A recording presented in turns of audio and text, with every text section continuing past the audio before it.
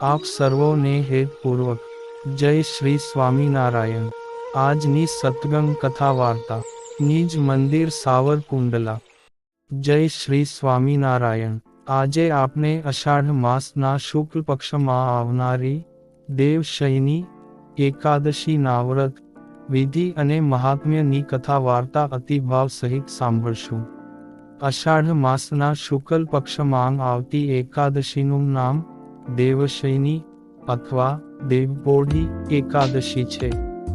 હું તેનું વર્ણન કરું છું કે જેનું વ્રત મહાન પુણ્યમયી, સ્વર્ગ અને મોક્ષ પ્રદાન કરનારું, બધા પાપોને હરનારું તથા અતિ ઉત્તમ છે।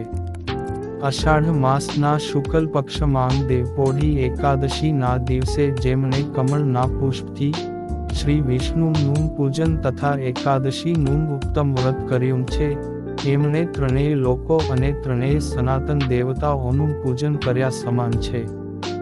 દેવપોઢી એકાદશીના દિવસે મારું એક સ્વરૂપ રાજા બલીને ત્યાં રહે છે અને બીજું ક્ષીરસાગર માંગ શેષનાગની શૈયા પર ત્યાં સુધી શયન કરે છે કે જ્યાં સુધી આગામી કારતક માસની એકાદશી ન આવે ત્યાં સુધી। આથી અષાઢ શુક્લા એકાદશીથી માંડીને કારતક શુક્લા એકાદશી સુધીનો સમય ચાતુર્માસ કહેવાય છે ને તેમાં મનુષ્ય વિશેષ રૂપે ધર્મનું આચરણ કરવું જોઈએ। જે મનુષ્ય આ વ્રતનું અનુષ્ઠાન કરે છે એ પરમ ગતિને પ્રાપ્ત થાય છે। આથી પ્રયત્નપૂર્વક આ એકાદશીનું વ્રત કરવું જોઈએ। એકાદશીની રાત્રે જાગરણ કરીને શ્રી વિષ્ણુની પૂજા કરવી જોઈએ। એમ કરનારા પુરુષના પુણ્યની ગણના કરવા માંગ બ્રહ્માજી પણ અસમર્થ છે। જે લોકો વિધિપૂર્વક આ વ્રત કરે છે એ જાતિનો ચંડાળ હોય તો પણ સંસાર માંગ સદાય મારું પ્રિય કરનારો છે। જે મનુષ્ય દીપદાન, ખાખરાના પાન પર ભોજન તથા વ્રત કરતાં ચોમાસું વ્યતીત કરે છે તેઓ મારા પ્રિય છે। એ માસ માંગ ભગવાન વિષ્ણુ યોગ નિદ્રા માંગ શયન કરે છે।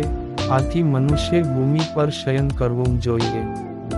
શ્રાવણ માસ માંગ શાક અને દૂધ, ભાદરવા માસ માંગ દહીં, આસો માસમાં શેરડી અને કારતક માંગ દાળનો ત્યાગ કરી દેવો જોઈએ। અને એ ચાતુર્માસ માંગ જે બ્રહ્મચર્યનું પાલન કરે છે એ પરમગતિને પ્રાપ્ત થાય છે। માટે હે રાજન, એકાદશીના વ્રતથી મનુષ્ય બધા જ પાપોથી મુક્ત થઈ જાય છે। આથી સદા એનું વ્રત કરવું જોઈએ। દેવપોઢી અને કાર્તિક શુક્લા દેવ ઉઠીની વચ્ચે જે કૃષ્ણ પક્ષની એકાદશી હોય છે, ગૃહસ્થ માટે એ જ વ્રત રાખવા માટે યોગ્ય છે। બીજા મહિનાઓની કૃષ્ણ પક્ષની એકાદશી ગૃહસ્થી માટે વ્રત રાખવા યોગ્ય નથી હોતી, પરંતુ શાસ્ત્રો અને મોટા પુરુષોના મતે તમામ એકાદશી કે જે શુક્લ પક્ષની હોય કે કૃષ્ણ પક્ષની એમ બધી એકાદશી સર્વોત્તમ ફળને આપનારી છે। માટે સૂર્યજનો એ વર્ષ દરમિયાન આવતી તમામ એકાદશીનું વ્રત આદર સહિત કરવું જોઈએ। જય શ્રી સ્વામિનારાયણ।